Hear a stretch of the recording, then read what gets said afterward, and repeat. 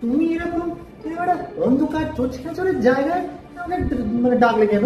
আমি সেদিনকে বললাম যে আমরা পার্কে দেখা করি, তো আমার দিকে না তাকিয়ে খালি কি আকাশ বাতাস পাখি টাকি কি সব দেখে গেলে।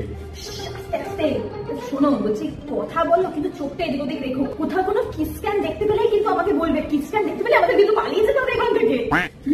কি বলতে না বেবি? কিস ক্যান খোঁজো। Kiss can. তারপরে আমি তোমাকে বললাম যে আমরা একটু রেস্টুরেন্টে বসি, তোমার সাথে একটু টাইম স্পেন্ড করতে চাই। তুমি তো আমার সাথে সময়ই দিচ্ছ না, খালি এদিক ওদিক তাকাচ্ছ। কে কি খাচ্ছে ওইদিকে দেখছো নাকি বলো তো? বলছি শোনো না বেবি, আমার না আজকে শরীরটা খুব খারাপ লাগছে, পেটটা খুব কামড়াচ্ছে, মনে হচ্ছে পেট খারাপ হয়ে গেছে। আমি না খেতে পারবো না, আমি এলাম। হ্যাঁ, তুমি খেয়ে নিয়ে বাড়ি চলে যাও।